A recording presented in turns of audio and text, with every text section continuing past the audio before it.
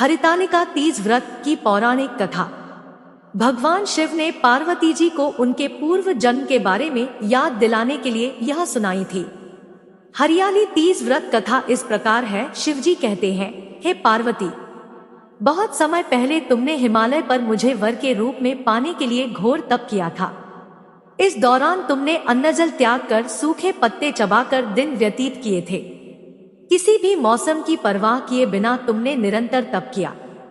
तुम्हारी इस स्थिति को देखकर तुम्हारे पिता बहुत दुखी थे। ऐसी स्थिति में नारद जी तुम्हारे घर पधारे। जब तुम्हारे पिता ने नारद जी से उनके आगमन का कारण पूछा तो नारद जी बोले, हे गिरिराज, मैं भगवान विष्णु के भेजने पर यहाँ आया हूँ। आपकी कन्या की घोर तपस्या से प्रसन्न होकर वह उससे विवाह करना चाहते हैं। इस बारे में मैं आपकी राय जानना चाहता हूँ। नारद जी की बात सुनकर पर्वतराज अति प्रसन्नता के साथ बोले, हैं नारद जी, यदि स्वयं भगवान विष्णु मेरी कन्या से विवाह करना चाहते हैं तो इससे बड़ी कोई बात नहीं हो सकती। मैं इस विवाह के लिए तैयार हूँ।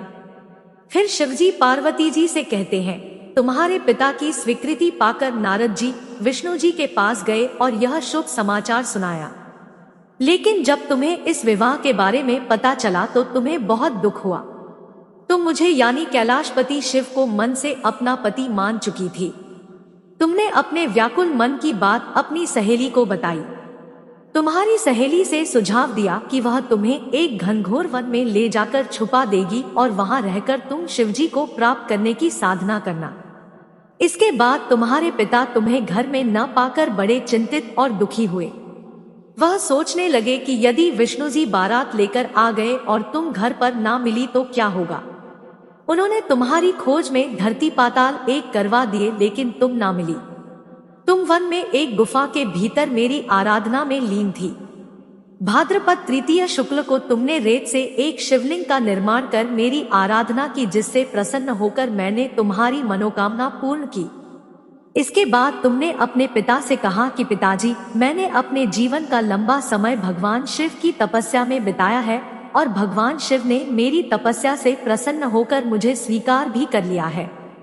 अब मैं आपके साथ एक ही शर्त पर चलूंगी कि आप मेरा विवाह भगवान शिव के साथ ही करेंगे। पर्वतराज ने तुम्हारी इच्छा स्वीकार कर ली और तुम्हें घर वापस ले गए। कुछ समय बाद उन्होंने पूरे विधि विधान से हमारा विवाह किया। भगवान शिव ने इसके बाद कहा कि हे पार्वती, तृतीया को तुमने मेरी आराधना करके जो व्रत किया था उसी के परिणाम स्वरूप हम दोनों का विवाह संभव हो सका। इस व्रत का महत्व यह है कि मैं इस व्रत को पूर्ण निष्ठा से करने वाली प्रत्येक स्त्री को मनवांछित फल देता हूँ। भगवान शिव ने पार्वती जी से कहा कि इस व्रत को जो भी स्त्री पूर्ण श्रद्धा से करेंगी उसे तुम्हारी तरह अचल सुहाग प्राप्त होगा। दोस्तों, कहानी अच्छी लगी तो लाइक करें, शेयर करें, कमेंट करें और चैनल को सब्सक्राइब करें। Thank you.